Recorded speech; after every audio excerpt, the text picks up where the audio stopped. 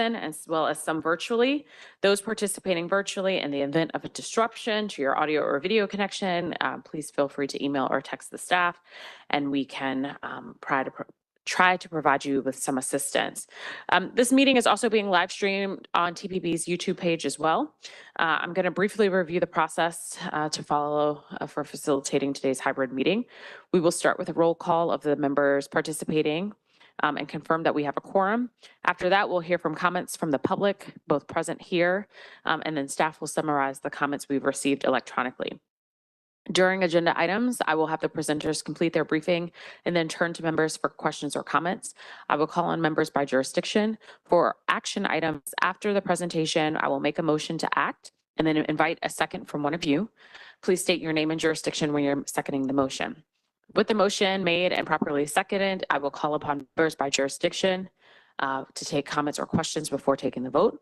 For the vote, we will only ask for nays and abstentions. So for the rest of you, if you're a yes, just stay quiet. Those participating virtually, please use the raised hand icon and staff will make note and help me call on you. I'm first going to call on the members in the room before calling on those online. All right, I don't see Lynn. Oh, she is here. Yeah, she's online. Oh, I'm online. look at me Hi. breaking the hybrid rule already. Okay, so Lynn, if you could go ahead and call the roll. Welcome to summer. Thanks. So hopefully all of you in the room have signed in. That's a great way to capture you. The other way we capture you is participating online. We can produce it from the WebEx. So if anybody's late, we can usually catch you. Anyway, so I'm going to start by naming your jurisdiction or agency, and please state your name. District Council, Charles Allen. District Council, Christina Henderson. Present. District Council, Matt Fruman. District Department of Transportation. Anna Chamberlain here. District Office of Planning. Rebecca Schwartzman present. Thanks. Moving on to Maryland, City of Bowie. Charles County. College Park. Frederick County. Mark Mishler present. Jessica City Fitzwater of Frederick. present. Oh, great. Got you both. Great. Thank you. City of Frederick. Kelly Russell present. Thanks, Kelly. City of Gaithersburg. Neil Harris is here. Thank you. City of Greenbelt. City of Laurel. Montgomery County. Corey Pitts is here. Great. Anyone else? Okay. Prince George's County.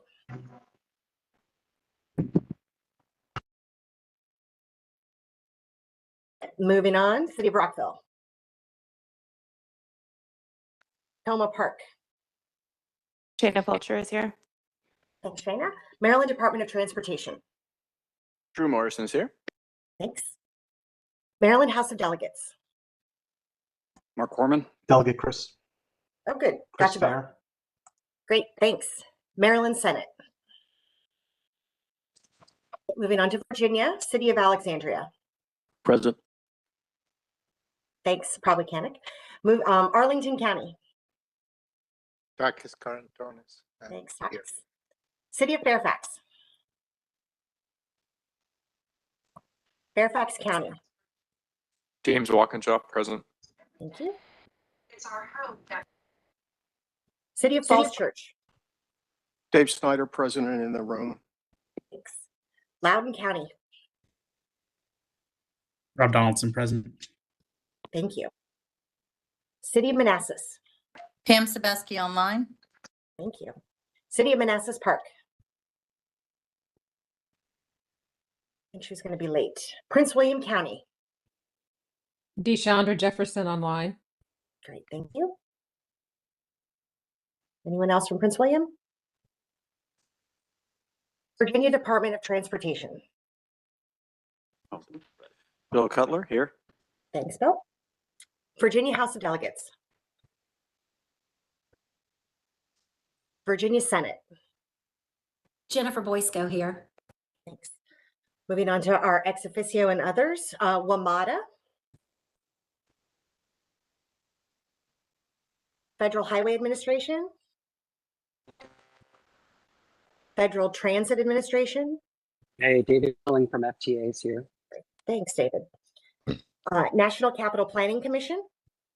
Hi, Michael Weil from NCPC here. Great, thanks, Michael. Metropolitan Washington Airports Authority and National Park Service. Hi, Laurel Hammock here. Thanks, Laurel. Concludes roll call. We have a quorum.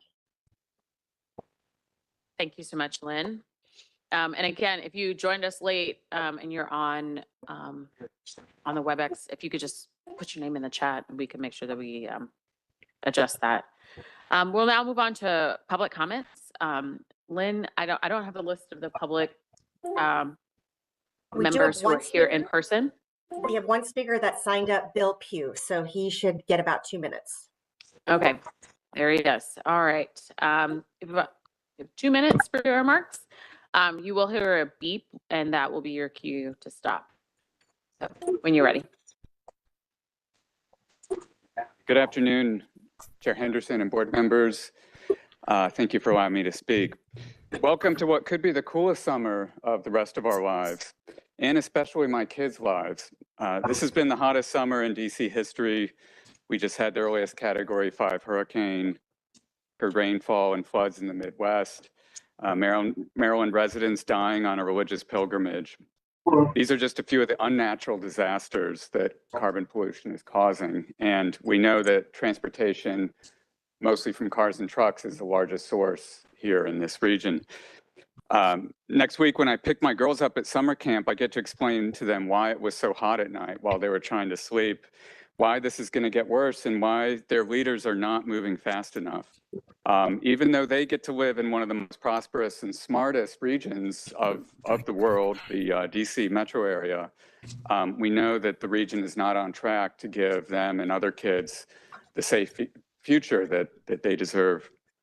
Transportation is where our climate action is falling short. This is the case here in other cities. And look, I know you all care about this, but we're not moving fast enough. And on the agenda today, the carbon reduction program. This is a good program, but it's only $14 million a year. Instead, we should be looking at how we are programming the $50 billion in Visualize 2050 of new spending. Staff did no analysis of whether the draft project list supports your adopted climate goals, did not do the climate-friendly build scenario that was part of the commitment 3 years ago of this board.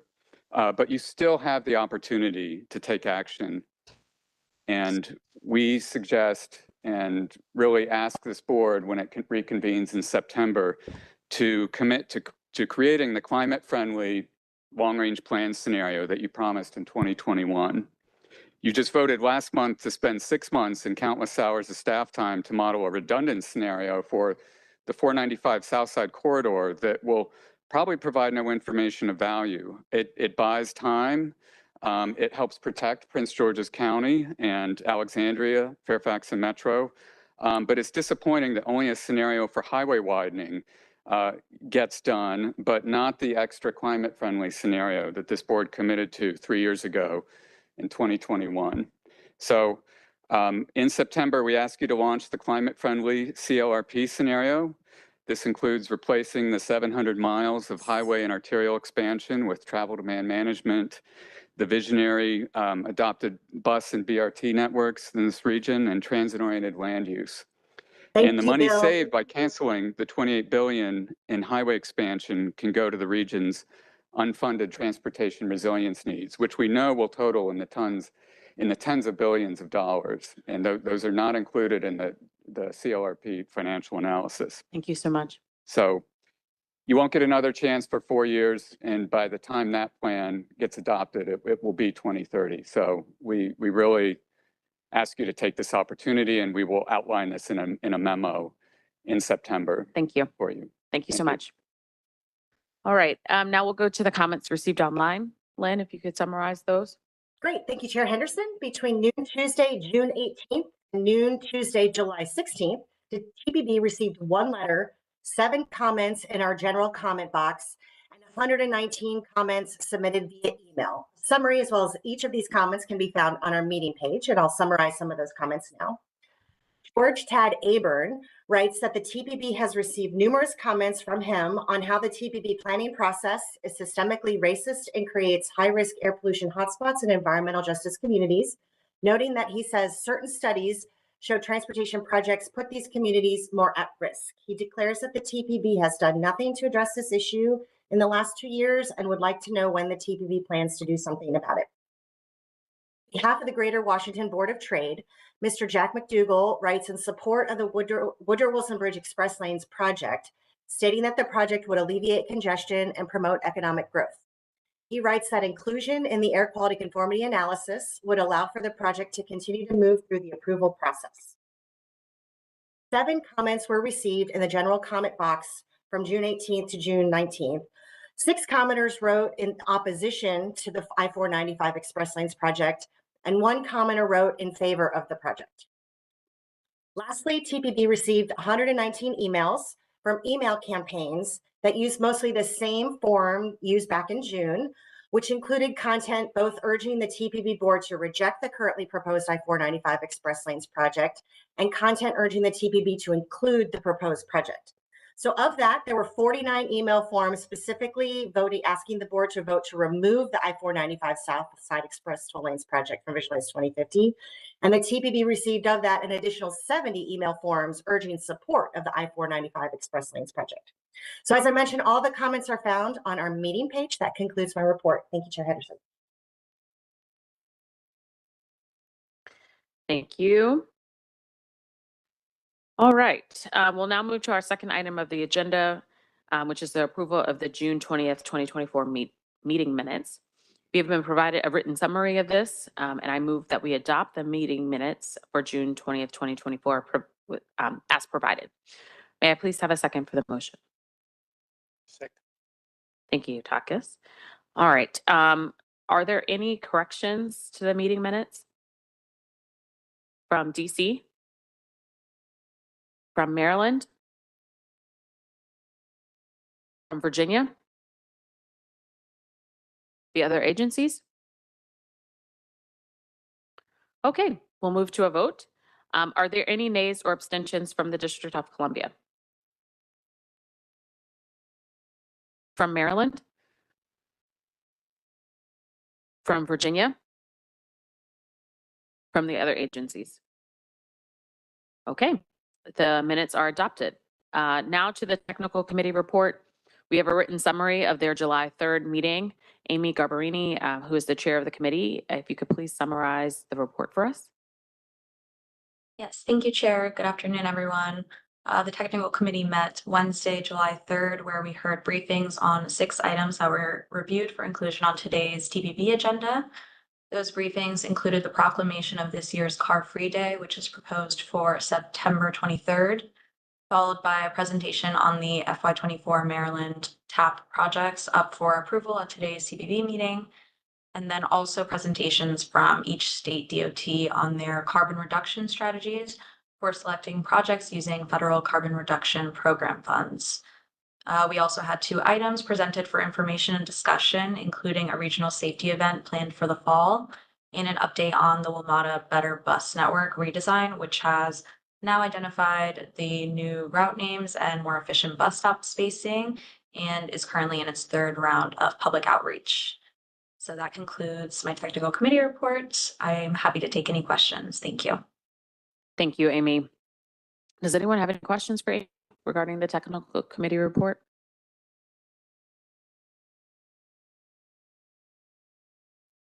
Okay, thank you. We'll now move on to, we have 2 reports, one from the Community Advisory Committee and then one from the Access for All Advisory Committee. I'll start with the CAC. We have a written summary of their July 22nd meeting. I'm going to turn to Ra Amin, who's the chair of the CAC. Ra, is there any aspect of the activities you want to share with us today? Good afternoon, all. Thank you, Chair Henderson, Vice Chairs, and TPP members. The July meeting of the CAC was hybrid on Thursday, July the 11th. The meeting featured discussions of the DMV moves, effort to identify gaps, a presentation and discussion of the TPB resource and application page, TRAP, aspects of community involvement at the TPB, and a review and discussions of the CAC recruitment video. DMV Move update. I, Chair Ramin, briefly outlined the effort to date, which aims to transform the region's transit network into a world-class system. I facilitated discussion among members about gaps in achieving this vision. Gaps identified by membership included the system's design, systemic challenges with land use pattern, accessibility and infrastructure challenges, the lack of interoperability among transit providers, safety, wayfinding, and a lack of a stable revenue source. I provided more detailed comments to the CPAG at yesterday's meeting, and a written report will be submitted to the chair and the facilitator of the CPAG. TPB resources and application page, TRAP. TPB staff Charlene Howard, Planning and Data Resource Manager, gave an overview of the TRAP page, which provides a convenient outline inventory that categorizes and organizes TPB's many mapping applications, data visualizations, and data sets. Ms. Howard took the committee on a virtual tour of the site. She encouraged feedback and suggestions for improvement, stressing that the project is a work in progress. Participants raised questions about how to access TRAP on the TPB website, noting that it should be easier to find. There were questions about the data sets were included and why. Ms. Howard said that TRAP is not yet final. It will go to the TPB in the fall. At this time, it will be more integrated with COG website. She clarifies that TRAP contains data sets that COG has developed and some links to other data sets that uses COG's data. It's not meant to cover everything. For example, for information on individual projects on transportation plans, it's still necessary to go to Visualize 2050 website. Members also commented that there could be better deceptors for the tiles. Ms. Howard agreed and will look into doing so. I asked Ms. Howard to consider coming back to the committee once TRAP is further along. Community involvement at the CAG. I led a discussion about two ideas in regard to documenting the work of the CAC. The first is the idea of act locally, a round robin asking members to consider sharing the work that they're doing in their communities with the whole committee. The second idea discussed was the creation of an oral history, starting with and including the originators of the CAC. After the discussion, membership agreed to pilot the ideas, perhaps expanding it to include a living document that illustrates the work they're engaged in that can be shared with TPB members. CAC recruitment review of the video and discussion. TPB staff Rachel Byerly, Transportation Communication Manager, led a review of the recruitment video recorded last year. After reviewing the video, members had a number of suggestions and possible edits, uses, and deployment of the video. Ms. Byerly provided a memo to the CAC outlining these suggestions and her recommendations. This concludes the CAC report. I'm happy to take any questions. Thank you so much. Ra, does anyone have any questions based on his report? Okay, thank you, Commissioner. All right, our vice chair facilitated the second meeting of the Access for All Advisory Committee earlier this month. We do have a written summary of their meeting. James, is there anything you'd like to highlight for us? Yeah, thank you, Madam Chair. The Access for All Advisory Committee met virtually on Monday, July 8th. We received staff updates on the DMV Moves initiative and the Access for All member assessment. We also received a presentation from the ARC of Northern Virginia on their ARC to Independence Wayfinding app, which is an app that helps individuals with disabilities live fully inclusive lives in the community. I should say a customizable app And I definitely encourage everyone to take a look at that presentation and the app that's on their website. And it's available not just to folks in Northern Virginia, but throughout the region. I think they have about 240 users and are hoping to expand, and it really is pretty incredible.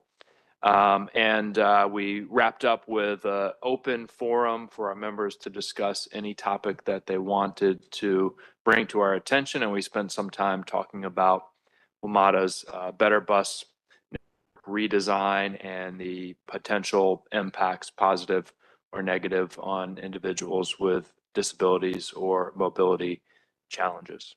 Thank you, Madam Chair. Thank you. Does anyone have any questions for James?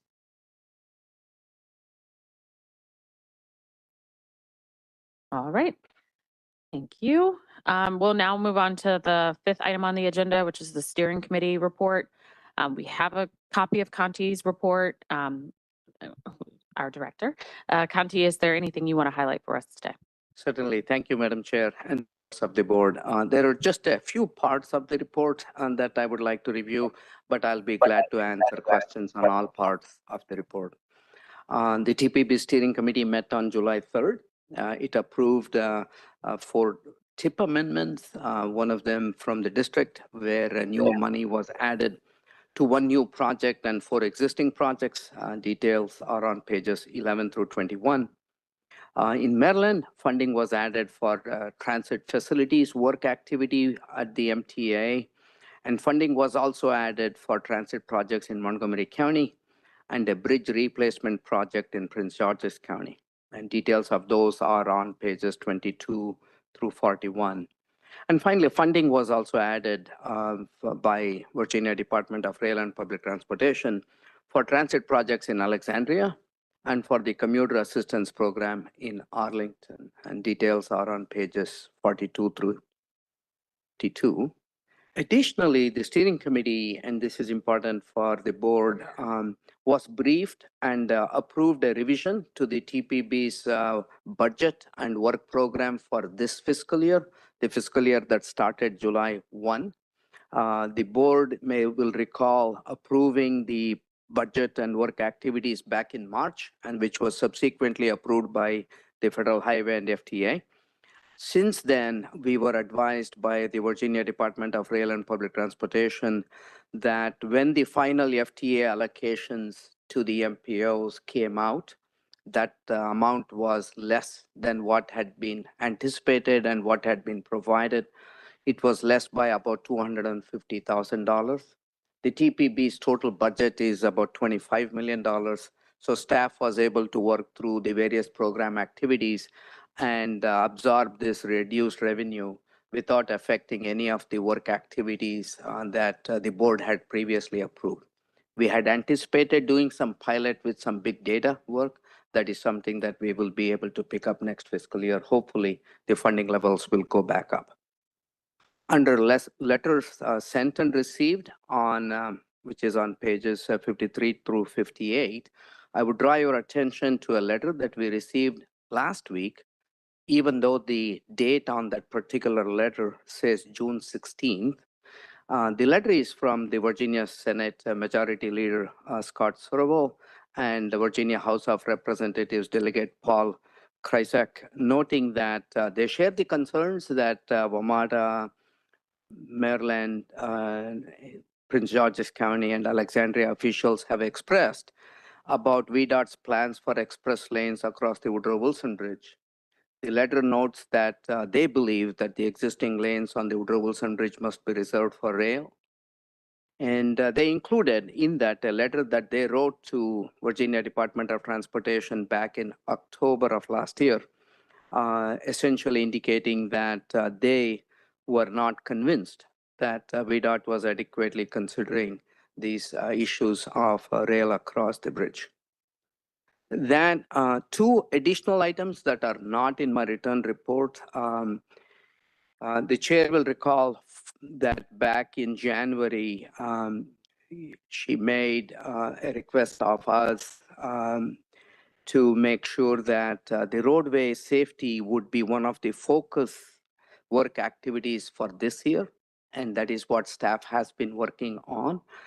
As part of that, there are two parts to the work activity. One is a deep dive into the safety data, particularly trying to identify what some of the leading causes are at the jurisdictional level. That is not data that we always have, but we have spent some time and effort collecting some data. So we plan to bring that analysis results to the board in the coming months. But perhaps equally importantly, is staff is planning to hold a regional safety summit.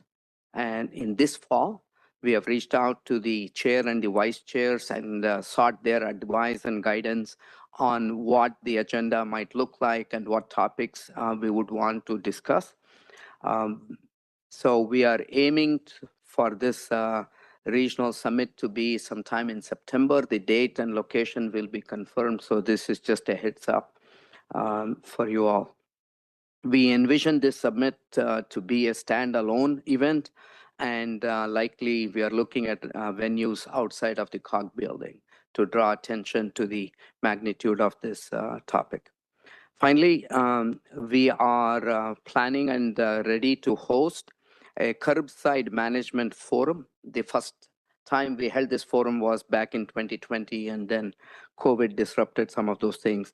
This is a forum where we invite public and private sector stakeholders to discuss their ideas for managing space at the curb. As you all are aware, at local jurisdictions, curb space is in extremely high demand. It is also one of those areas where safety often comes out, both on the roadways and for pedestrians.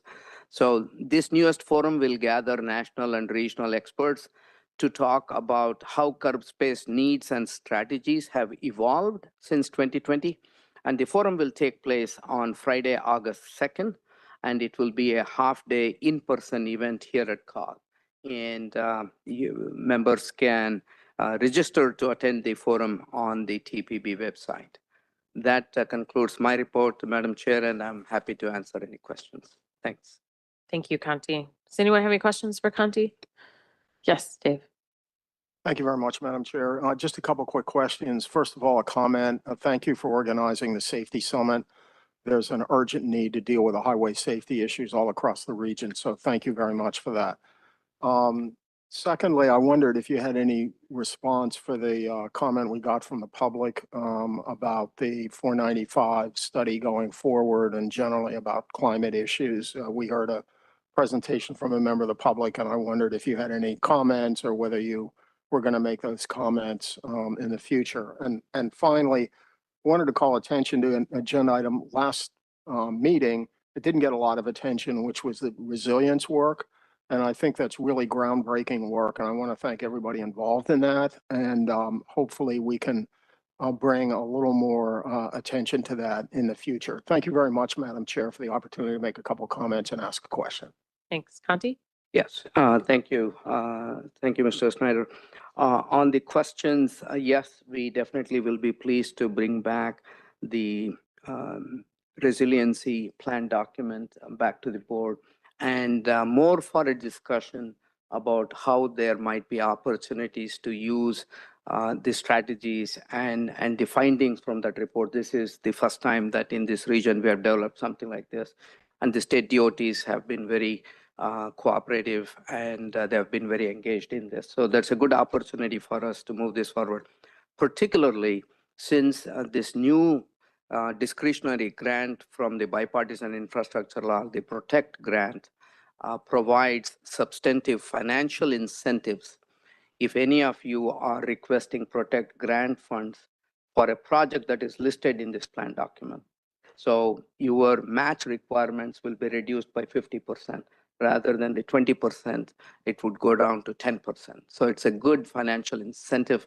But there are also a good set of mapping tools and vulnerability and risk assessment based on some severe weather.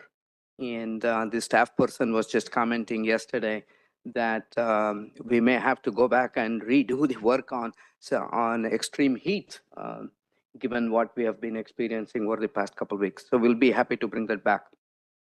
In terms of the I-495 Southside Express Lanes project, I think the TPB has asked staff to conduct the regional air quality conformity analysis, both with the project in the long-range plan and without the project in it, pending some additional conversations that might shed better light on the basic questions about the prospects of rail across the Woodrow Wilson Bridge and how this project would remain consistent with that, or if in any way poses any hindrance or in a way preclude something like that. So there are some basic questions about the interim use of this facility and how that interim use of the facility may be consistent or may hinder the longer term prospects of a higher capacity transit system across the bridge. So we are working on the both sets of analysis. As I had noted to the board, the regional air quality conformity analysis itself is not going to provide any quantitative performance of this system as indicators to what the project could be, just because of the scale and magnitude of the region that is being analyzed. But it certainly provides additional time has been commented today to work through those issues. So, and the TPB has not yet made a decision on that project at this time. So that question, that decision is pending, and hopefully the time made available would inform the considerations of the board members as to what the predisposition would be on that. Thank you, Mr. Sunil. Yeah. Does anyone else have any questions for Conti? Anyone online? All right. Okay, now to the chairman's remarks. I don't have much to add except for I just want to encourage members to be on the lookout for the date for our regional forum on roadway safety later this fall. We did have a conversation with the TPB staff about this in terms of a planning. So a date will be forthcoming. We are choosing to do the roadway safety forum as separate and apart from a TPB meeting. It's also not considered a work session because we want to encourage members of the public to also attend as well. And so I encourage all of you to make time to attend once we have those final details. And then also thinking of ways that TPB can help move and intensify our efforts around improving roadway safety outcomes in your own jurisdictions and across the region, as we have seen the numbers going in the opposite direction of our overall goals around Vision Zero. Okay, I'm going to move now. Chair? Oh, Conti? Yeah. My apologies, I forgot to do an important thing. Very happy to inform and recognize 4 students from the Montgomery County Public School System, Ray students that the board member, Ms. Fulcher, has brought. They're in the audience. They're observing regional collaboration and coordination in transportation planning. Thank you very much, Ms. Fulcher, and I welcome the future leaders of the region. Thank you for your warm welcome. Thank you, and welcome to those students. Now we get to actually see a little bit of action. So our first action item for today, we're going to hear from Josh Edom from the City of Alexandria about why September 23rd of this year is such a special day. Josh? Thank you, and good afternoon, everyone. Car Free Day is an annual worldwide celebration which started in Europe in the year 2000 as a day for residents to leave their cars at home and use other alternatives instead. In the Washington region, Car Free Day began in 2008 and is managed through the TPB's Commuter Connections program with support from COG member jurisdictions. Car Free Day is both commute and non-commute trips and is promoted through a marketing and outreach campaign to encourage the use of transit, bicycling, scootering, walking, carpooling, and vanpooling. Teleworking, while not a method of travel, is also part of Car Free Day. This year, Car Free Day is September 23rd. And the pledge form will open on August 1st at the website carfreemetrodc.org. Last year, more than 5,100 people submitted an online form, more than 25%, and that was more than a 25% increase from the previous year. Residents and workers who take the pledge are asked to let us know how they plan to get around on Car Free Day and for what purposes. For example, they can tell us that they will take the bus to work or scooter to class or any other method to go to the grocery store. If one must drive, we suggest that they meet up with carpool partners at a local park and ride lot or drive a short distance to the nearest transit station. We find that Car Free Day travel is largely multimodal, as the average mode usage per participant is 2.2. 26% of the participants tell us that if not for their participation with the Car Free pledge, they would not otherwise be car free on that day. That is significant. That is precisely the point of the event, to provide a day to focus on trying alternative modes of traveling other than driving and solo in your car. And with a positive experience, our hope is that they begin to use alternative modes more frequently. There are plenty of great reasons to be car free, whether it's a more economical way of travel, a healthier way of getting around, or the most selfless of reasons, doing something better for our planet, which has been talked about today. Folks who take the free pledge are eligible to win donated raffle prizes such as a gift card, transit passes, bike share memberships, and so on. And many of the jurisdictions have local events to promote and celebrate Car Free Day, whether that be at farmers markets, transit centers, or other locations.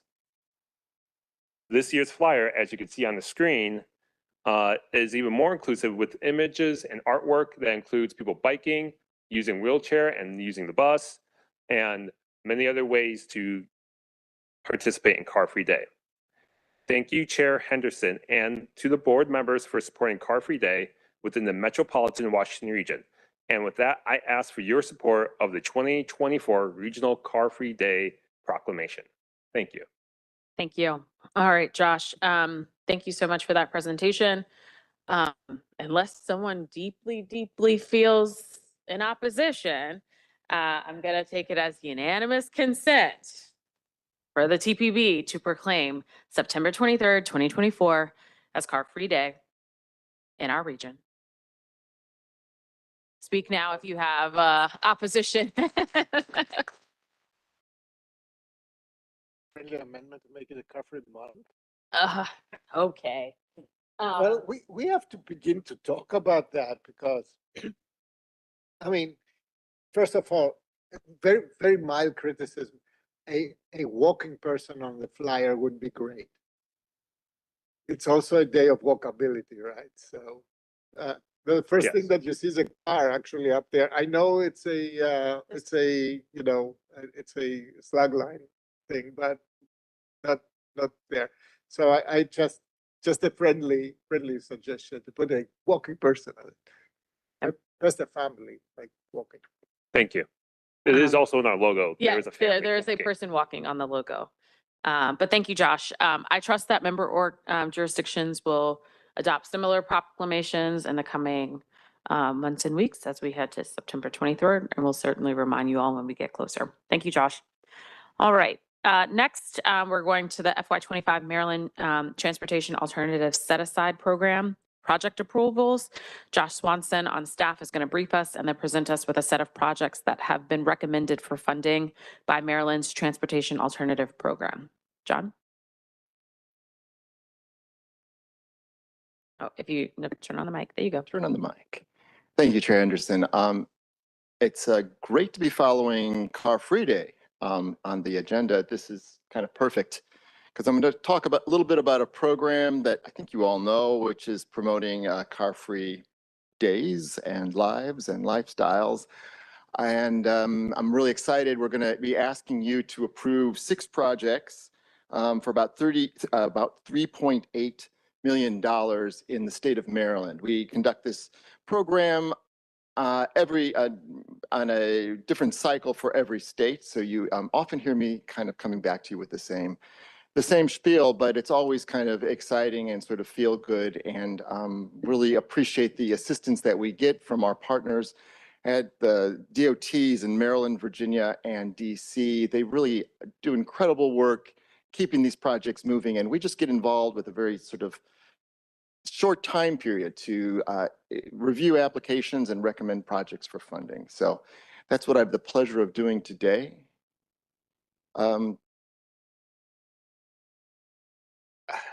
Ooh, this is very trigger happy. There we go. TAP background, the Transportation Alternatives Set Aside Program. I'm just going to call it the TAP program. It's what most people call it. It's a federal formula grant program that provides funding for projects that provide alternatives to driving, essentially. Trails, sidewalks, making it easier for folks to walk and bike throughout our region. It was established in 2012, it actually has a legacy going back to, I think, 1991 with the Transportation Enhancements Program that a lot of folks know. These programs, over the last 3 decades, these programs have really made our regions throughout the country safer, more walkable, more livable, really exciting, small projects that really are making a difference. It was renamed the Transportation Alternatives Set Aside Program in 2015, and funding was increased with the big infrastructure bill a couple of years ago.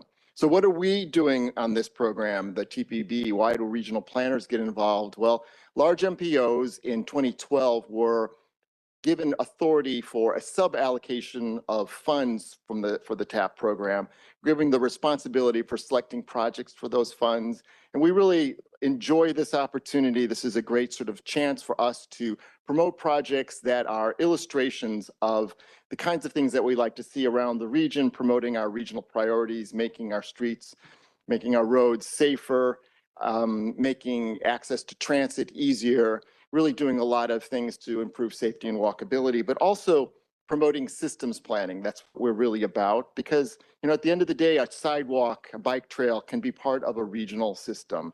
If you're helping folks to get to the transit station in the morning or from the transit station to their job, that is part of a regional system. And so we like to think that these projects really do provide those connections that really are part of the regional planning work that we do. We have a selection process, which we use also for other grant and technical assistance programs here. We ask a panel to come together and do professional assessment of the applications we receive, and then look at regional policies, regional criteria. And then for this program, we ask them to consider safety, whether projects promote transportation options, not just recreation, whether they support activity centers. These are the sort of job-rich places that we've designated in the region, sort of places for concentrated development. Whether the projects promote high-capacity transit station access, and in particular, whether they support transit access focus areas. Those are the areas that we consider to be opportune locations for improving walking and biking to transit. Whether they promote equity, whether they support access to, or in some cases, actual pieces of the National Capital Trail Network, whether they support safe routes to school projects and activities, and finally, whether they support access for people with disabilities. Our panel came together for a couple of meetings in June. The panel included, this is from Maryland, so we asked folks from DC and Virginia and some experts on staff to come together to review the 11 applications we received, and they're recommending 6 for funding today. You're going to be asked to approve them at the end of this item, and then we're going to pass this on to MDOT. There's a statewide pot of Maryland money for TAP, and they will consider the remaining projects that we haven't funded, as well as other projects throughout the state. And once all the projects are chosen, they will proceed with administering the implementation. So we had a combined funding request of over $11 million. And so it was kind of a tough selection process this year. Funding made to us was over 3.7. We're recommending a little bit over that through the generosity and flexibility of MDOT, where they have agreed to pick up the extra funding that where we had an overage. We actually are selecting more projects than we had money for, which is a nice thing. Here are the projects that we're recommending. I'll go through them quickly. I'll just say as an overview, I've already mentioned to you that these are serving our regional criteria. 4 of them are in or close to regional activity centers. 4 of them are supporting equity emphasis areas. 3 of them are near, provide access to high capacity transit stations. And 1 of them, the top scoring one, the biggest project up there, the University of Maryland project, is actually in a transit access focus area, one of our particularly places that we think are really opportune for improving access to transit. And then finally, 4 of these projects provide increased access to the National Capital Trail network. Again, that's our network of a regional trail system that is about 1,400 miles long that we're trying to sort of complete over the next decade or 2. Here's a map. I can't really see it too well up there, but just showing you that we do have some nice regional coverage with these projects. Sort of, I think this is actually easier to read. So I'm just going to go back to this list and briefly go through the projects. You can see that the first project is for construction. The rest of them are all for design. That's getting up to 100% design for all the projects. So all these projects, the 5 projects at the bottom are all going to be ready for construction once these grants are expended. So, but starting with the list, a very exciting project at the University of Maryland campus, intersecting with the Purple Line. The Alumni Drive Corridor project is going to be providing a new trail to the Purple Line and to the Purple Line Trail, which is forthcoming, certainly providing a lot of important access for folks who are really ripe for walking or biking to transit to and from their jobs at the University of Maryland or students. It's really kind of an exciting project. The timing is hopefully just right. I went out there and looked at it. The Purple Line platform is already in place. The tracks have been laid, and this trail is going to be planned. Well, it's already planned. It's going to be built just in time for the station opening in 2027. Moving down the list, the Magruder Branch Trail Extension in Montgomery County, that's up in Damascus. This is completing a trail that was already built in the Magruder Branch Trail and the park up there, but going to be providing access directly to the little downtown at Damascus, access to the school, to neighborhoods. It really is providing an important safety improvement for that community. The Old Town Shared Use Path, this is something that we're really excited about in Gaithersburg. We've already committed quite a bit of funding. This is the access to transit project that we really like to, emphasize. It's not just the metro rail system. We have a great network of commuter rail in this region, and this is providing a connection between the Gaithersburg MARC station and the Washington Grove MARC station. And then from Washington Grove, there's going to be a Montgomery County trail continuing down to Shady Grove through the metro rail system. So it's a fantastic project. We have funded this through a feasibility study, and then more recently through the TLC program, more recently our Transit Within Reach program funded 30% design. So now we're going to take it to 100% design, and I think they'll be ready quickly to capital funding. Moving down the list, in Brunswick, a community on the Potomac, historic community that's really undergoing a lot of growth right now, has a really old infrastructure in place, a lot of streets without sidewalks, kids are walking in the street. The city has prioritized a network of places where they'd like to see sidewalks, and this is the top of their list. So we're going to be funding design to get that built. Scott Veers Drive in Rockville. This is a road that is some unsafe speeds, some real safety problems. So there's going to be a shared use path put out there. A lot of great work happening in Rockville. So we're really glad to see this. And finally, in the city of Frederick, a project to build a trail in Nocasee Village. This is sort of the east side of town, really contributing to a suite of projects that are underway, some of which we've helped to support to improve access by bicycle throughout the city. So I think it's a really awesome collection of projects. And next steps. we're going to ask you to approve Resolution R1 2025 to approve funding for the 6 projects for Maryland Transportation Alternative Set-Aside Program. Take any questions? Thank you. I move that we adopt Resolution 1-2025. May I have a second for the motion? Second? There is a motion that has been made and properly seconded. Are there any questions for John?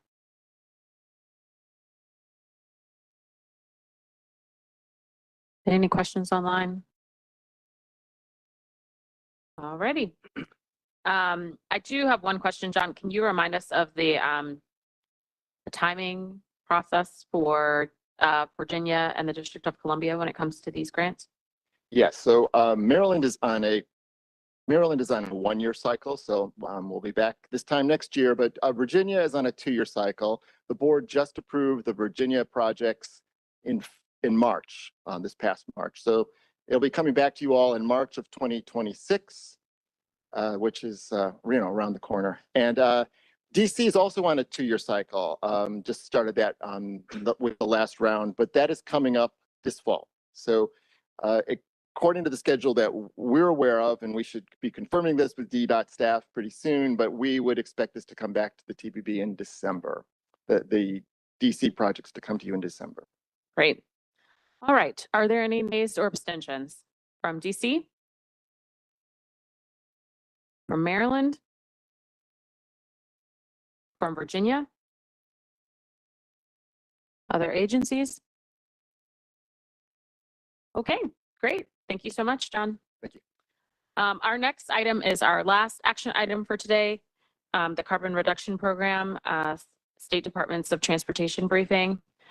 Before we get to the action part, our staff director, Conti, is going to brief us on this new federal program, one that provides a new and dedicated source of funding for transportation agencies to reduce the on-road greenhouse gases. So again, new funding and dedicated source.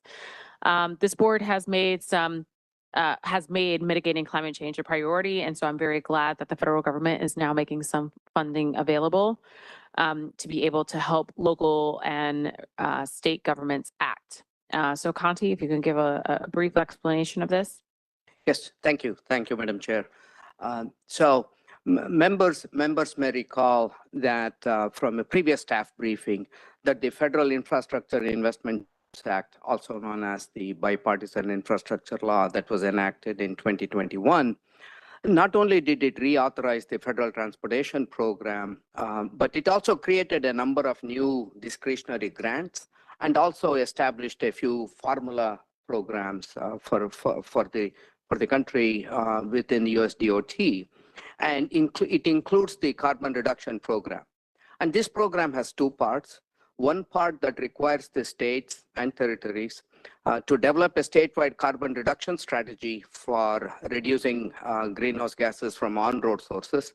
And the second part is where the federal government provides a little over $6 billion over 5 years to the states and territories through a formula process to implement projects and programs that would reduce on-road greenhouse gases.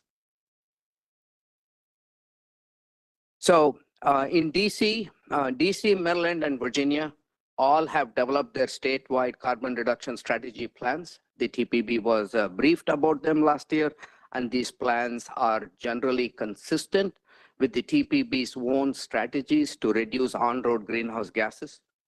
This plan must be reviewed and updated every 4 years, and the TPB anticipates being engaged in that update 3 years from now. So today we will be discussing the part 2, that is the funding element of the carbon reduction program.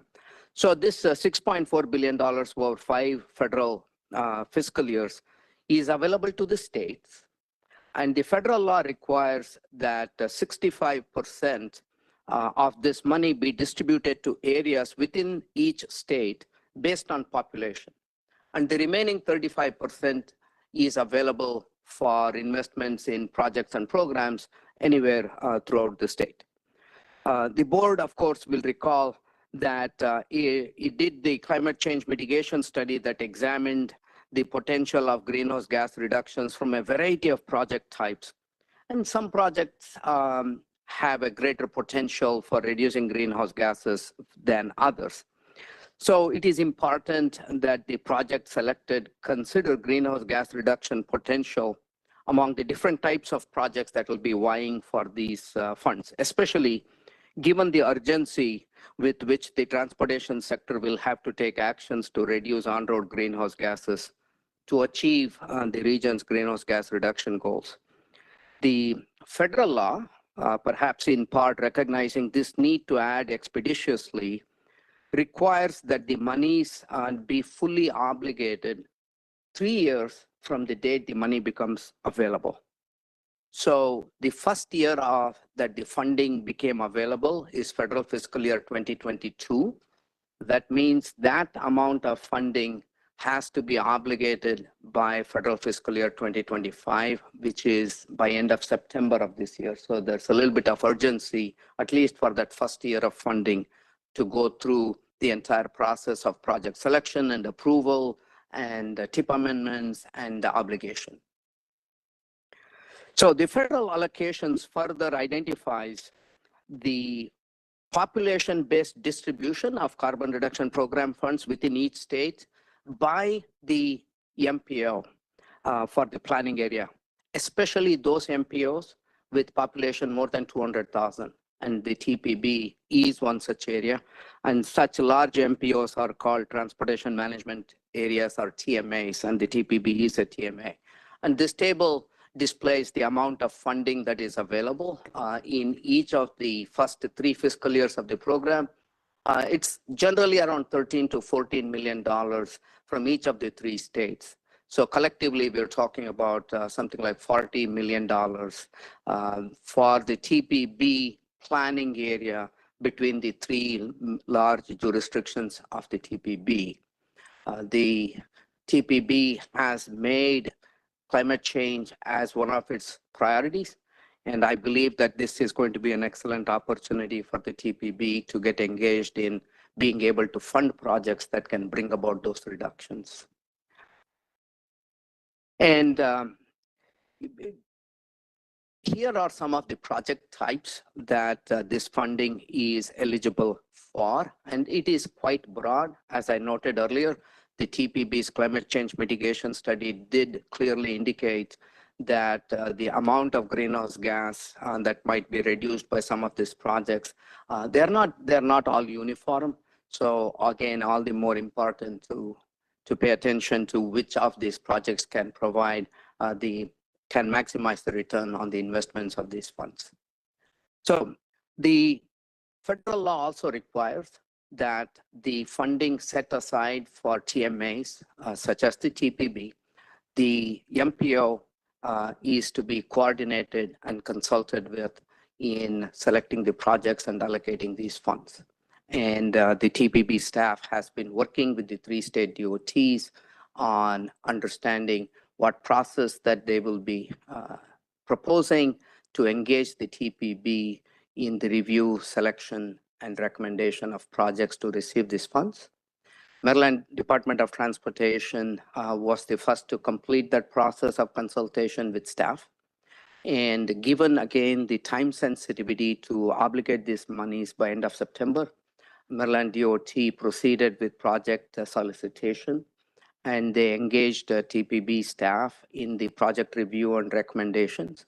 So today you will first hear from Maryland DOT the general process that they have outlined for engaging the TPB in reviewing and selecting the projects.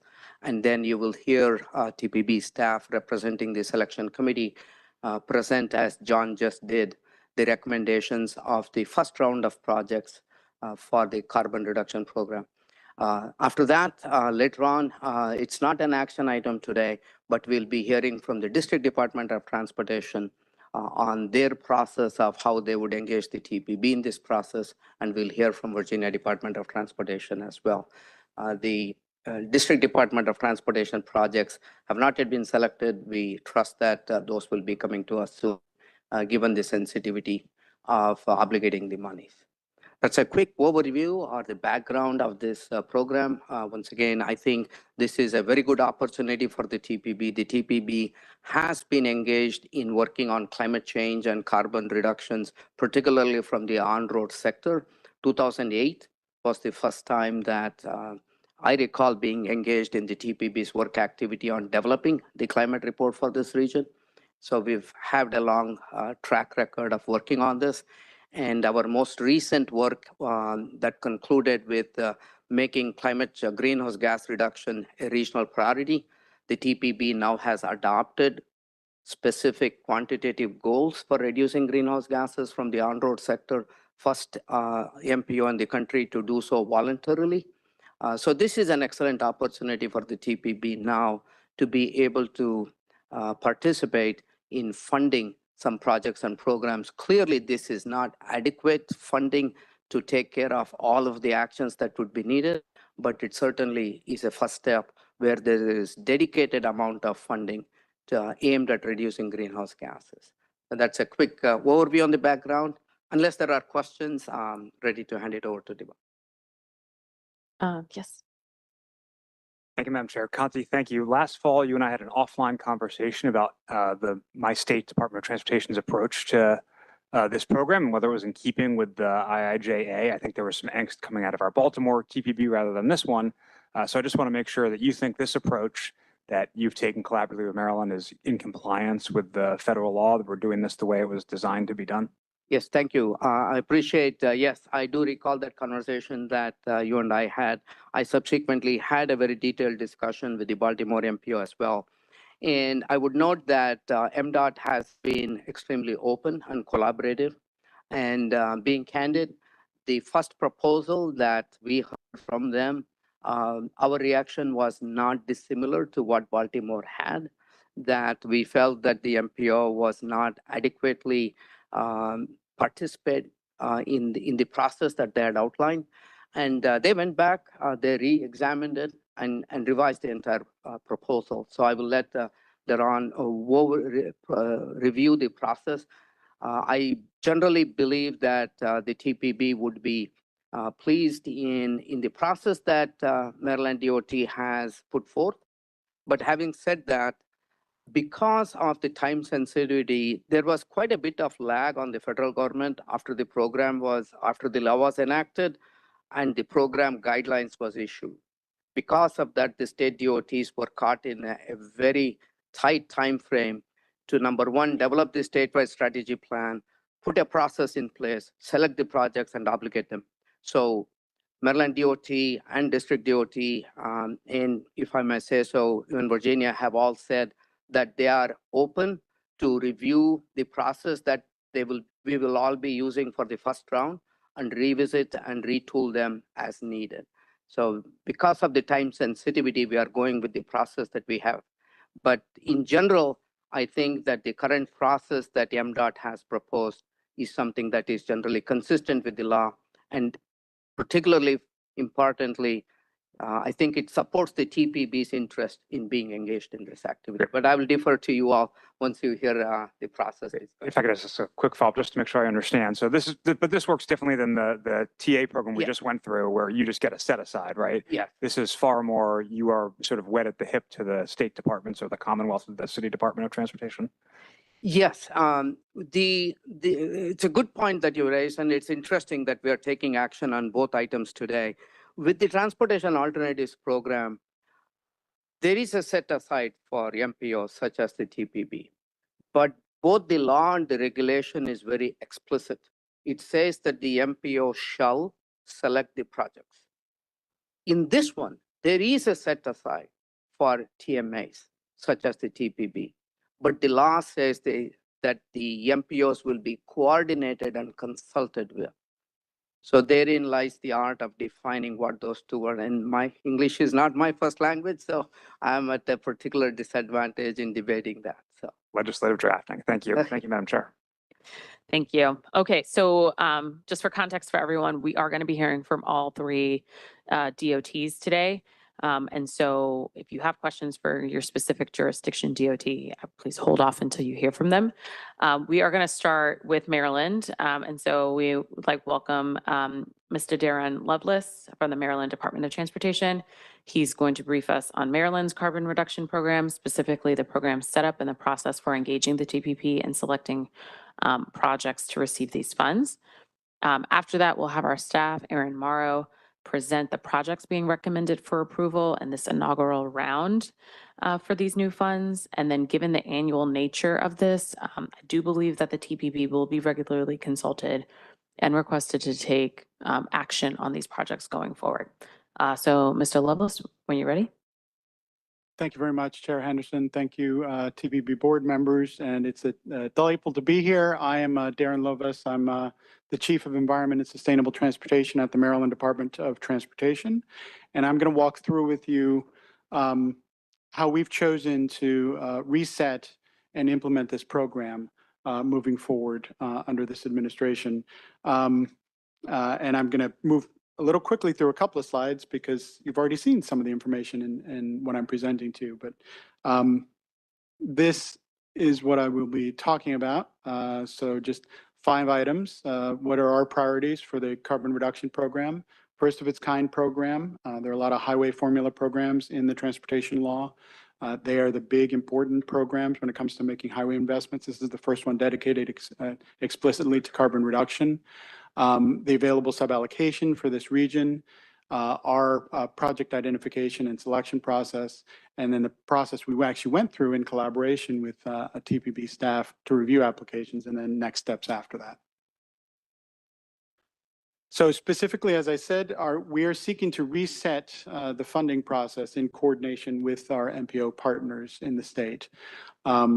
And the idea is to maximize the carbon reduction benefit from these funds as much as possible, to obligate the available allocations in order to avoid lapsing funds. So there is some time sensitivity, as you just heard. And also to advance not just near-term carbon reduction projects, but to create a pipeline for the long term of carbon reduction projects. This is a new project line or product line that state DOTs are engaged in, which is an adjustment, and therefore we need to build out these project pipelines. So you already saw this information, so I'll just put it up here briefly for you. You can see how much is coming to the DC region, as well as these couple of distinct cities in which we actually have to identify additional projects. But the good news is you're going to hear about projects that we have collaboratively settled on a consensus list. Oops. All right. So how did we identify and select projects? What we did is we decided to compete this funding, right? So this is not something that state DOTs are required to do. We decided this would be a way to get ideas generated by local jurisdictions, by MPOs, and by the modal administrations at MDOT. So we actually opened up a portal and solicited applications in March and April. And then we actually sat down with staff from MPOs statewide on April 30th to talk through the review process to make sure we're on the same page about it. And then contemporaneously, MDOT and TPB staff actually reviewed applications in May. And then on June 14th, we sat down and put our list together and came to a consensus on the final list. So to go into a little more detail about this, there's an initial eligibility and readiness screening that we needed to go through to make sure that these are in fact ready for obligation or ready for prime time under spending in this program. And those are the 4 specific criteria we use to go through the more intensive screening of the projects, excuse me. So what's the timeline for obligation? Are we going to be able to actually invest this money as needed based on statutory timelines?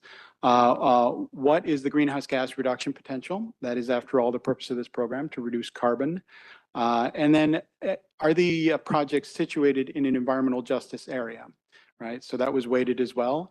And then are they priority projects locally, regionally, and for the state?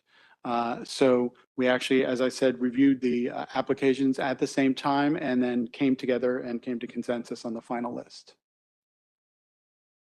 So what's next? We will move to prepare award letters, assuming that there's board approval of the final list, and then begin coordination with applicants, hammering out project-specific agreements, and then move towards obligating funds. And then we'll continue to work with TPB staff to make sure we've also filled out what we need to fill out in terms of the project list for Waldorf and Frederick as sub-allocation areas. And we're going to, after this, going to sit down with the MPOs, and we're going to determine, okay, how did the process go? What changes should we make for the next round of funding to continuously improve on this as we move forward and to make sure it's collaborative, and again, that we're building out a pipeline of carbon reducing projects for the first time for MDOT. Thank you. That's it. That's how to contact me and the climate lead on my team. So thank you. Thank you. Okay, so oh, yes? Yeah, I was just going to, if there are questions on the process, we can take it from there on. And then Erin can present the recommendations. There's a memo in your packet that outlines the selection committee and the selection process. But we are happy to do it either way. Okay, I need to adopt the resolution first. I move that we adopt resolution R2-2025. May I have a second for this motion? Second, Drew Morrison, MDOT. Thank you. Okay, so does anyone have any questions from the MDOT team?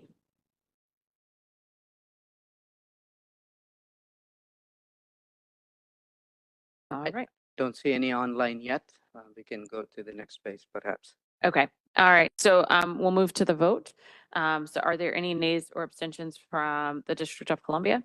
I think Erin might like to present the specific projects being recommended in the process. So sorry. It's all good. Apologies. Go ahead, Erin. Sorry. That's quite all right. Thank you so much. Here, the next slide, please. So before I get to the project list, I'm not going to go through this whole list, but this is the TPB's greenhouse gas reduction goals and strategies that were adopted in June of 2022. These are here for your reference. I'll be talking about them a little more as we go through the recommended project list. Next slide, please. And here once again is the process, but you just heard from MDOT staff. We don't need to go through this slide as well. So next slide, please.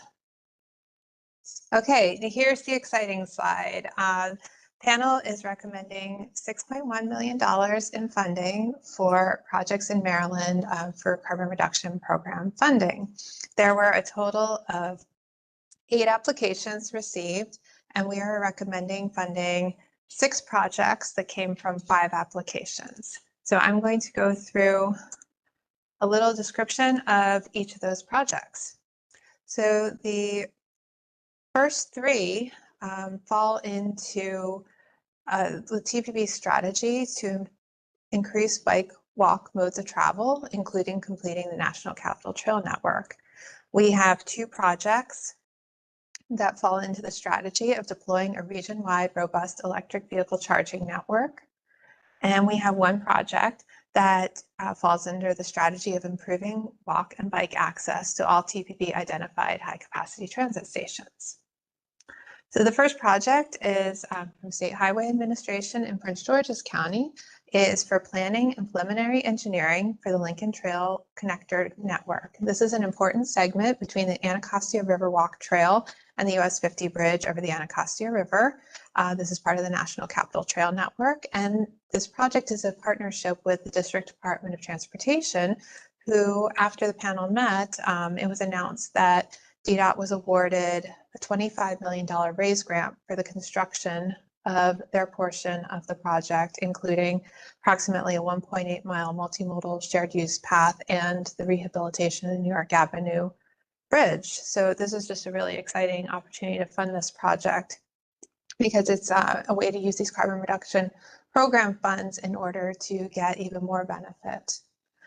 The next project, also in Prince George's County, is the Maryland 210 Pedestrian and Bicycle Connectivity Project. This is also from State Highway Administration to complete the final design to create a north-south bicycle and pedestrian connection along Maryland 210 from the Henson Creek Trail to the Woodrow Wilson Bridge Trail, which is part of the National Capital Trail Network, and also to the National Harbor Commercial Area, the Oxenco Park, and other nearby destinations.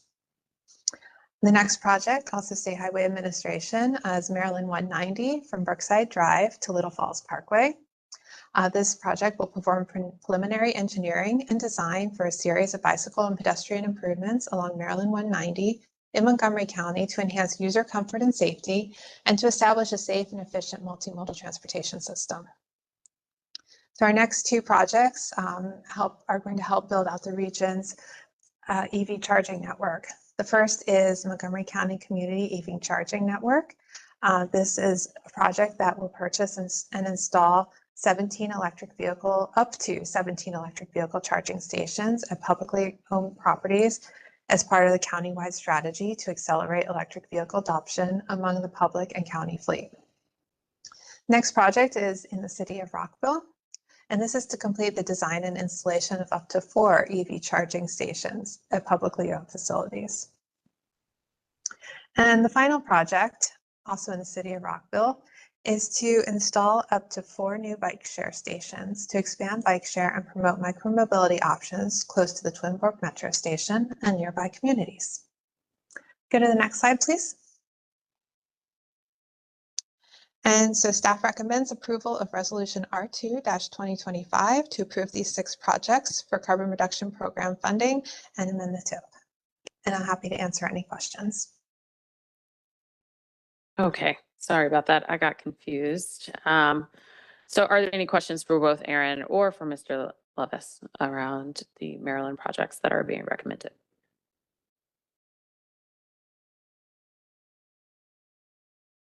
Okay, all right, for the vote then, are there any nays or abstentions from the District of Columbia?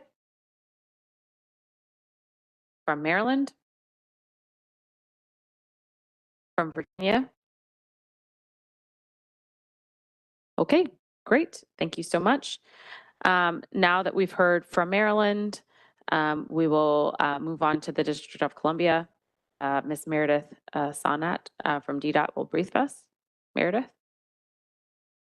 Hey, good afternoon, Chair and members of the board. Thank you so much for the opportunity to be here today. My name is Meredith Soniat, and I serve as the Environmental Program Manager here at DDOT. Next slide, please. So today I'll share with you our carbon reduction program goals, review the eligible project types, though some of this is stuff you've already heard, so I'll go through really quickly, outline the specific apportionments through FY26. And really the last 2 sections are what I want to focus on. So what are DDOT's carbon reduction priorities and what is our process for actually getting the priorities to projects? So next slide, please. The primary goal of DDOT's carbon reduction program is really to build on existing targets and actually help us reach our targets. So we have this emissions reduction target of a decrease in 60% of transportation greenhouse gas emissions.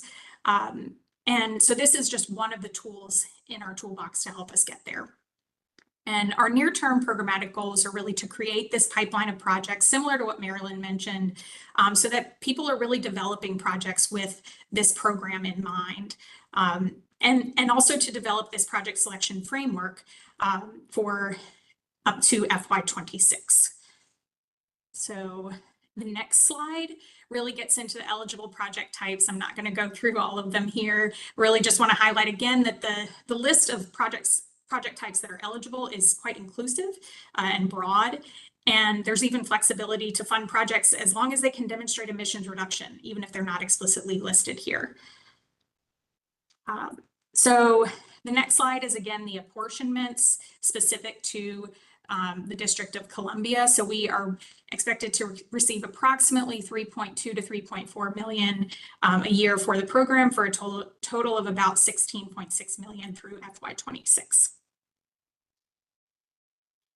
And the next slide is really getting into DDOT specific priorities. So DDOT released the carbon reduction strategy in November, which was later adopted by Federal Highway earlier this year. In that strategy, we identified 8 different funding priorities, as you see here on the screen. which is really just a more tailored list from that eligible project types that we saw earlier. So this, some of these are charging infrastructure, bike facilities and trails, and even incentives and street trees and dedicated bus lanes, and commuter benefits. There's lots of different ways that we could spend our carbon reduction funds, but these are the elements that we've identified as priorities. So the next slide really starts to highlight this is a zoomed out version of our project selection process, of really how we get those priorities into projects. So what you see is a sketch of that project selection process. First, we'll do an internal call for projects, then a preliminary project review, followed by this MPO coordination, and then we'll get into the actual obligation of the projects. Over the next few slides, I'll dig into each of these a little bit more. One thing I will note, and Conti mentioned that the FY22 funds will be lapsing at the end of September of 2025. So this proposal is for FY23 funds and beyond. So the next slide, it shows that we're really starting with this call for projects. Sort of alluded to this earlier, many people who are charged with project development, they may not have even heard of this program.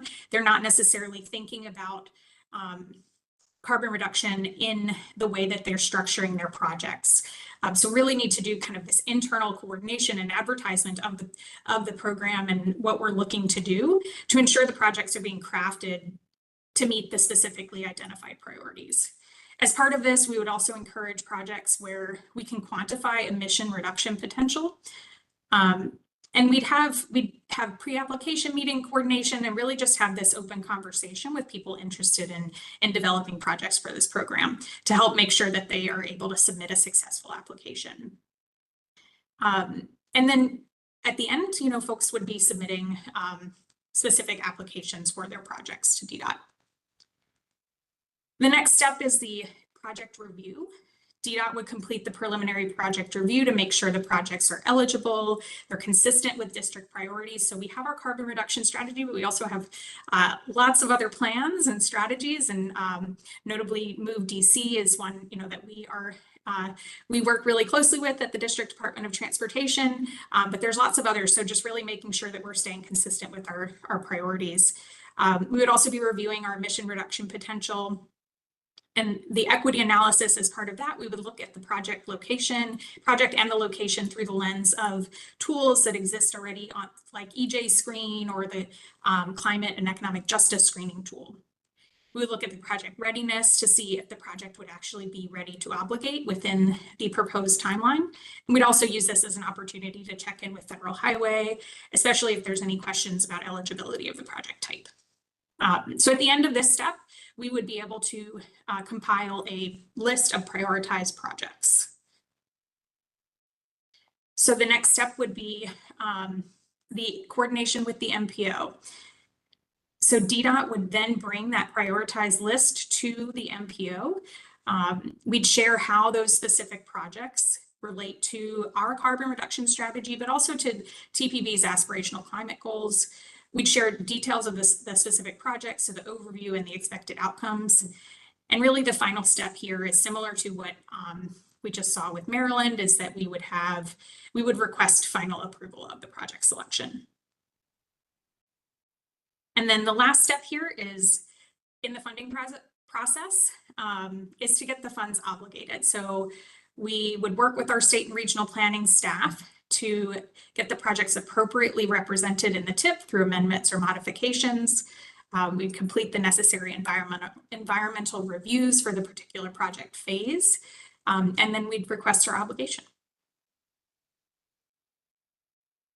So the last slide, we would anticipate starting this in later this calendar year, so in 2024, pending a new hire. We have somebody we're really excited to bring on board.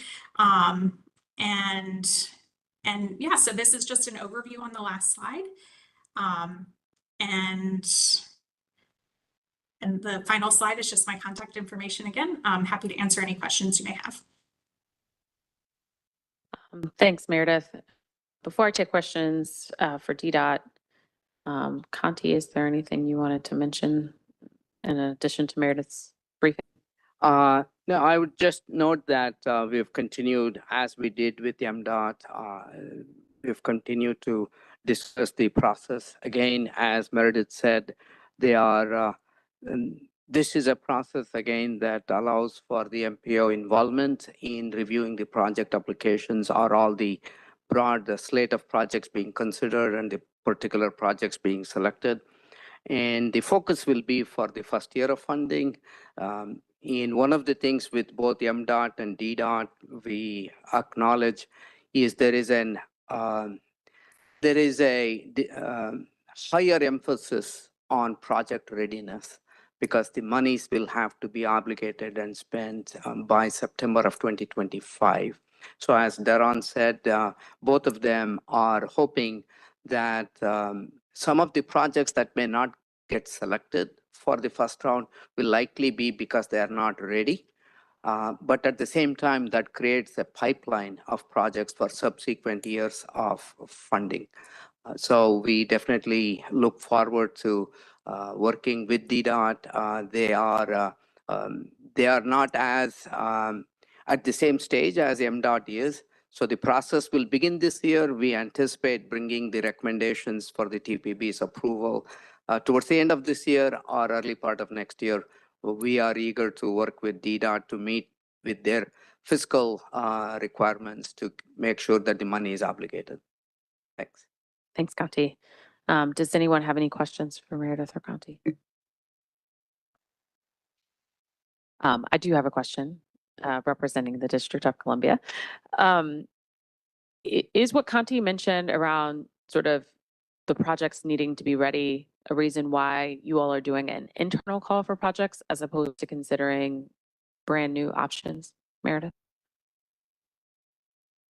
Can you elaborate on what you mean by brand new options? So I'm not sure when you say internal call for projects, sure. if you're looking for a project that's already been in process that could potentially meet the requirements to get this type of funding, or is it going to be a project that is new? Sure. Thank you for clarifying the question. So perhaps I was unclear in stating internal. What I meant by internal was that we would be working within DDOT so advertising within DDOT. The projects do not have to be developed already in order to qualify for this, with the exception of that FY22 funds, because those are lapsing.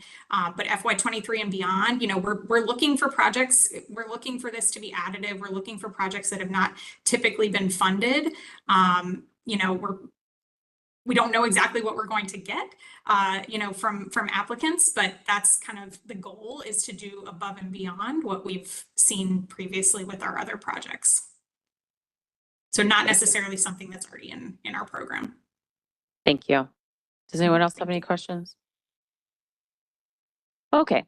Oh, yes.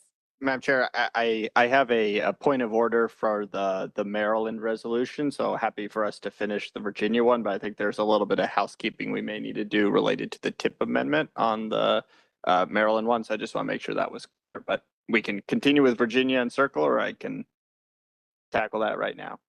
Why don't we tackle that right now since Maryland is still fresh? Thank you, Meredith. Go ahead. Thank you. Sure.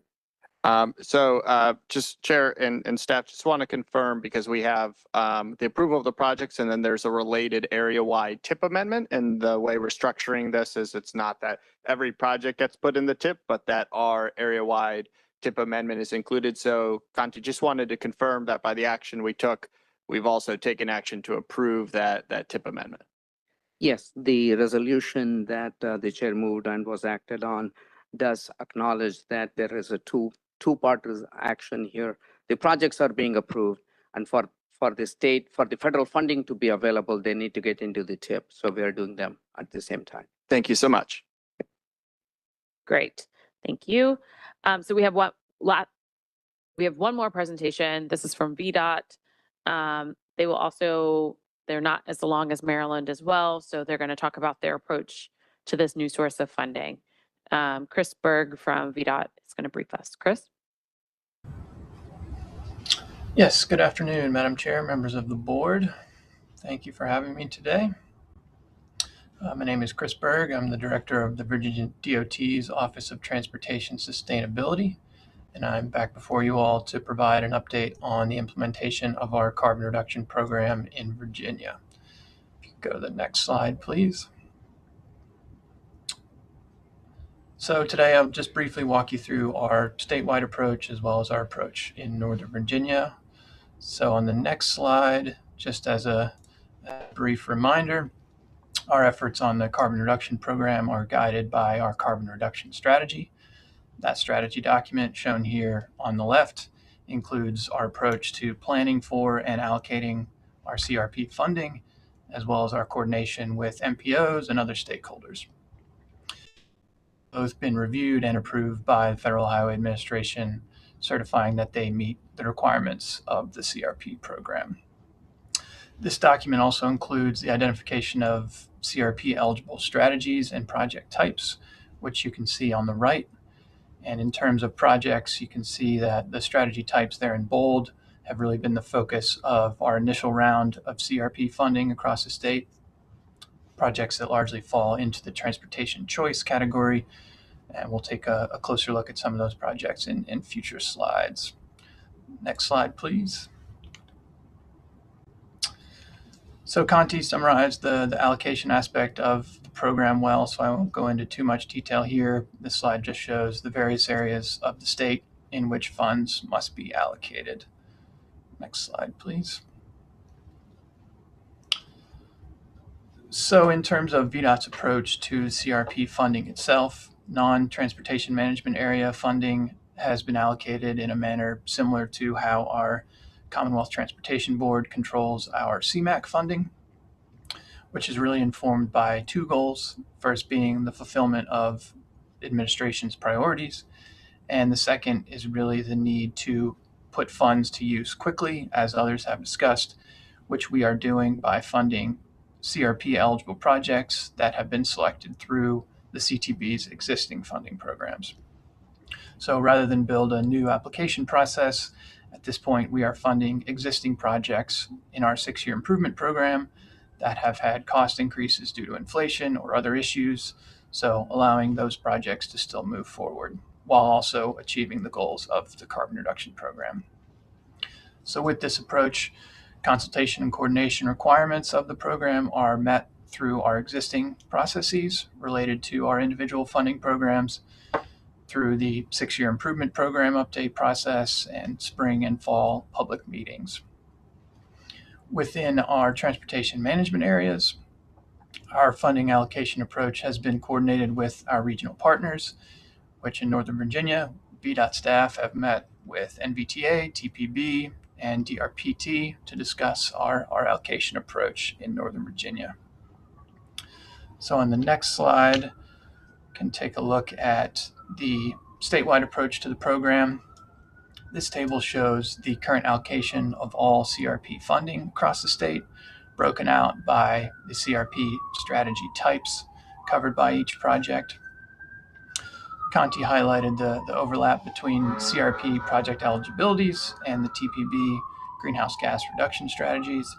We largely see alignment between these priority strategies and the projects Virginia has funded, as shown here. And as I showed on the first slide, the majority of these projects fall into the transportation choice category. So projects such as commuter programs, bike ped infrastructure, public transportation, multimodal projects, and trails. Next slide, please.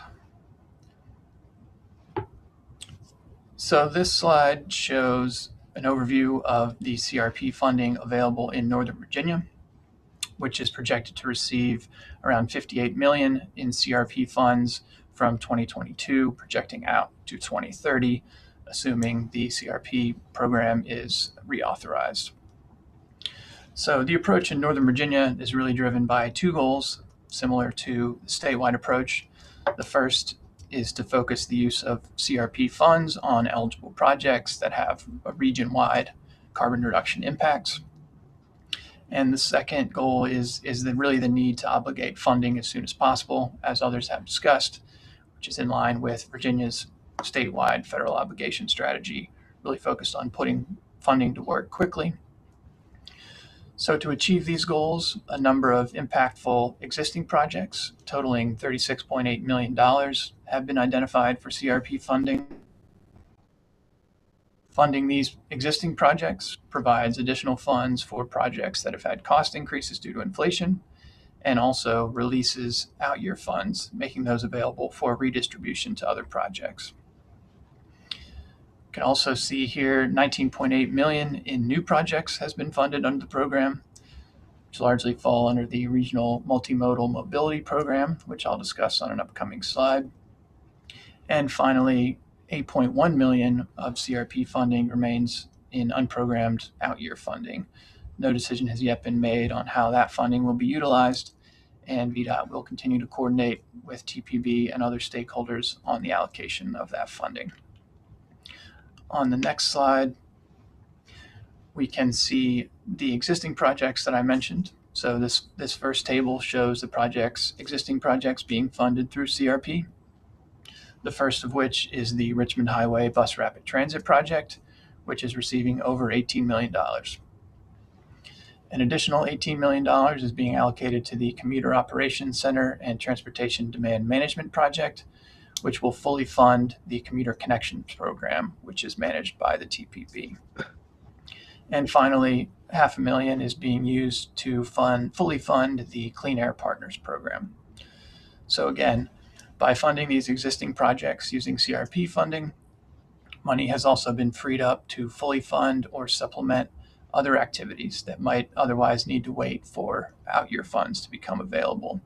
So the second table on the slide provides a snapshot of some of the projects that have been supported by these redistributed funds, which include ITS projects, bus replacements, commuter programs, bus rapid transit, and bike ped infrastructure, which really all support regional carbon reduction goals. And finally, on the next slide, we can see several new projects totaling $12.9 million that have been funded through CRP, all of which fall under the umbrella of the Regional Multimodal Mobility Program, or RM3P. RM3P is a partnership led by VDOT along with NVTA and DRPT to improve safety, reliability, and mobility for travelers in Northern Virginia. RM3P's goal is really to optimize transportation system performance by reducing travel disruptions, enhancing travel time reliability, and supporting on-demand multimodal choice for Northern Virginia's travelers. So CRP funding is being applied to several elements of the RM3P program shown on this table, including multimodal incentivization, commuter parking support, and other transportation demand management efforts. So with that, that concludes my overview of CRP funding in Virginia. Thank you for your time, and I'm happy to take any questions. Thank you, Chris. Before we have questions for DDOT, Conti, do you have anything you want to add? Yes.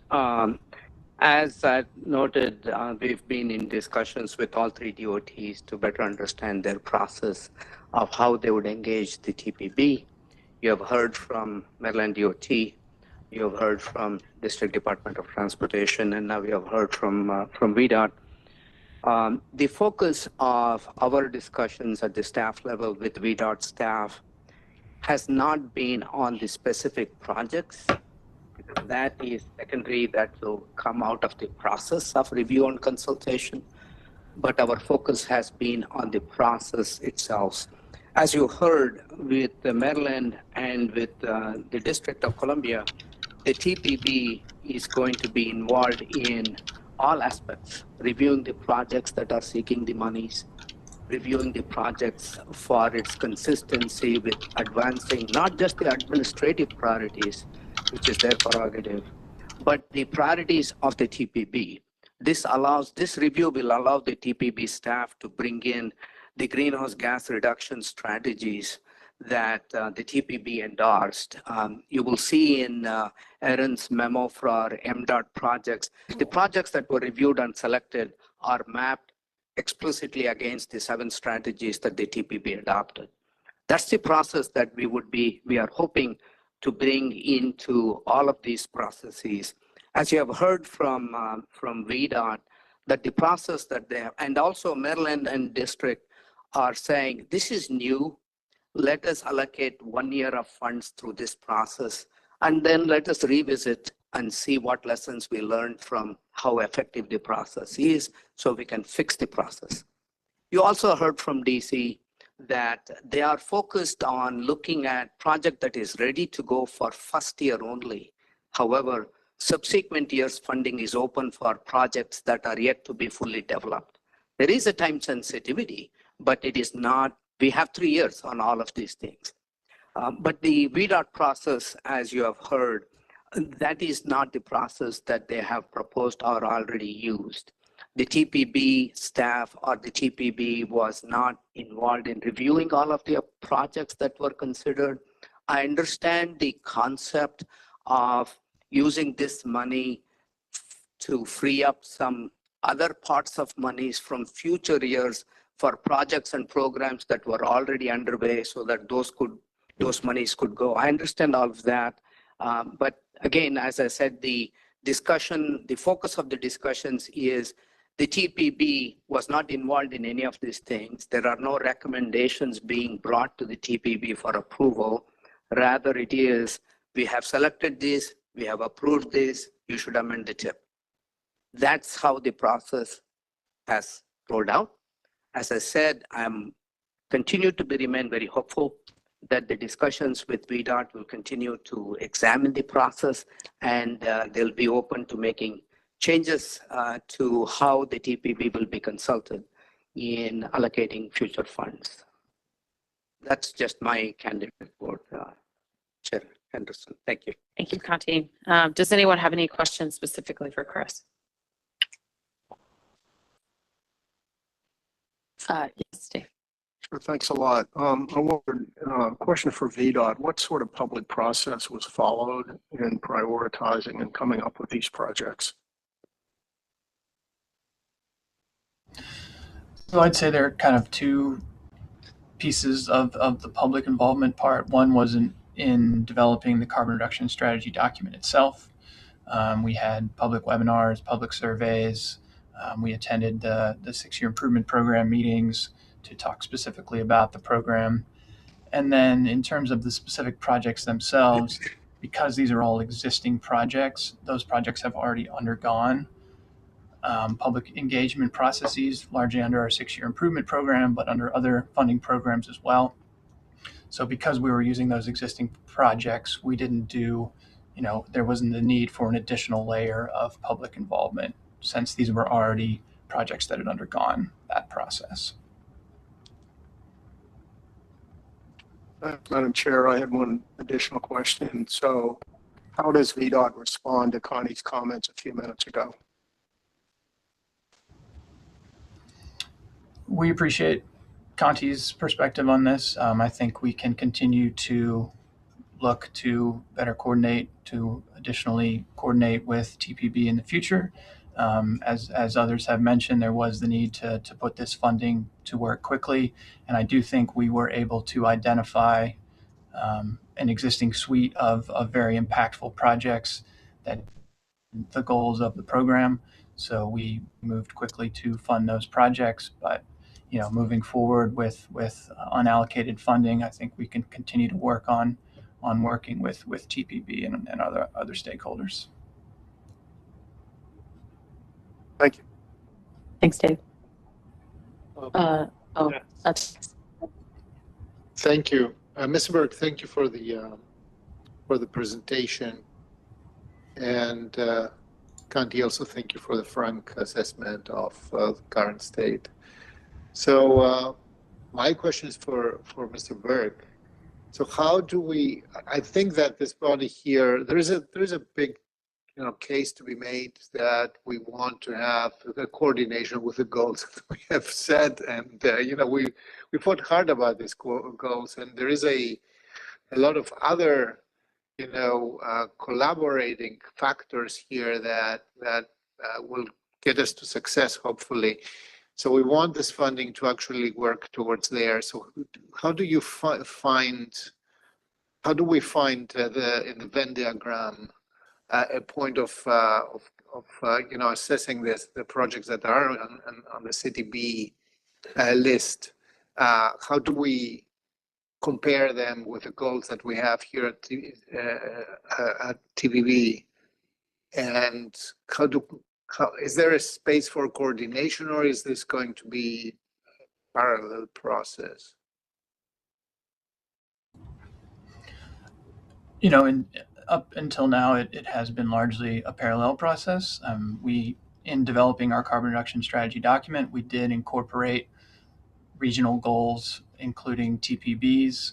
So those kind of inform our overall approach to the program. And I do think that the projects that we have selected in Northern Virginia do largely align with the goals of TPB. And, you know, there is an internal process that looks at what types of projects are being funded and what types of carbon reduction benefits those projects do deliver. So I think really the package of projects that we have selected to date do further those regional carbon reduction goals. But as I've said, I think we can continue in the future to coordinate with TPB on these projects.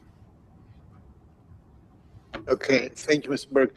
Just as a remark underneath that, as a footnote, the Northern Virginia jurisdictions, certainly mine, Arlington County, we have worked hard to you know, get to you know, to coordinate to support the TPB goals, and you know, we try to align our projects with that process and measure them against that. So making sure that they're coordinated and compatible.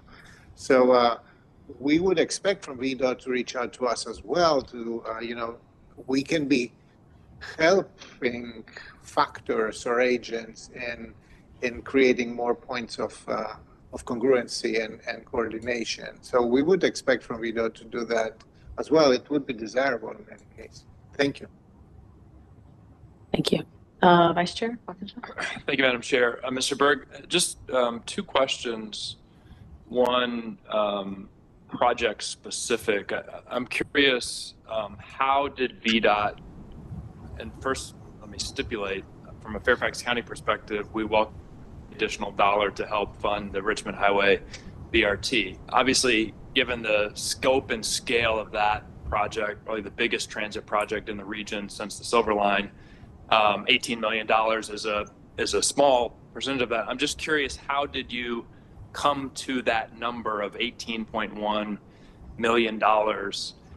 And analog to that question, is that $18.1 million that the Commonwealth had already committed to the project, and this is replacing that Commonwealth commitment to the project, or is this 18.1 additional $1 million from the Commonwealth to the project?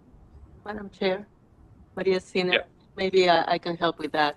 The monies that were allocated to the BRT that were released were future monies that actually Fairfax County had allocated in regards to regional CMAQ monies and RSTP monies.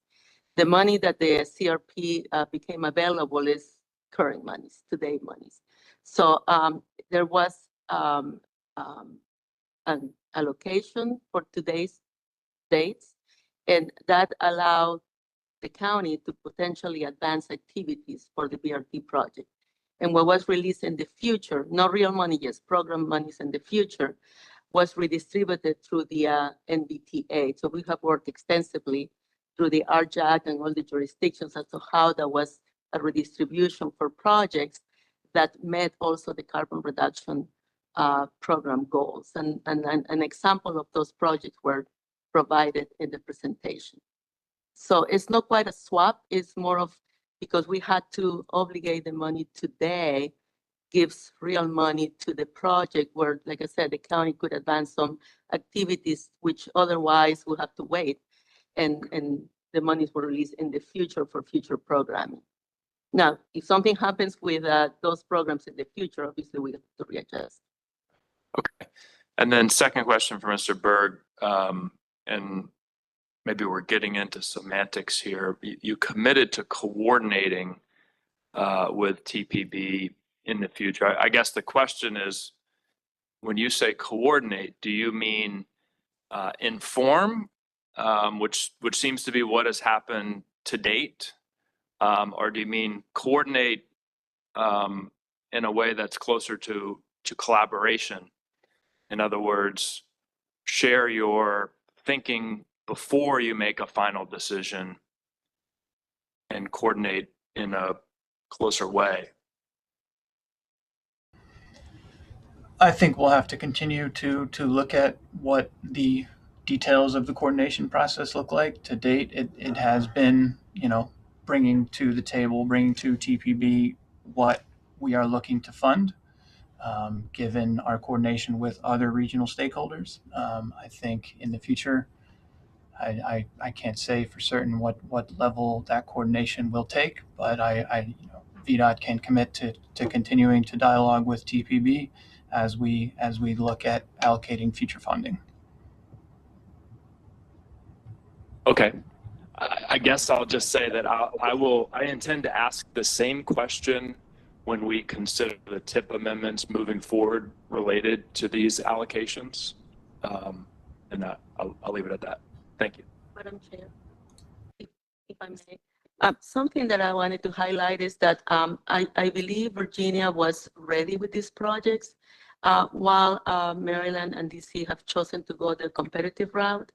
And TPB, as well as the jurisdictions, were involved in the projects that we selected to allocate these monies, whether it's the BRT or the commuter connections or the RMP3. So those projects were already developed and ready to receive the monies rather than start from scratch. So I think that's a little bit of the difference. Yeah. I think I understand that. I think what we're hearing from Mr. Shrikant is, if that's the approach that VDOT wanted to take and wants to continue to take, a collaborative approach would be to meet and say, we're considering this approach to support these projects that TPB has already supported. Do you have thoughts or feedback on that approach, and then move forward with that approach? As opposed to, this is the approach we are going to take that supports, yes, projects that TPB already has expressed support for in some way, shape, or form. And we hope TPB will support changing the TIP to accommodate it.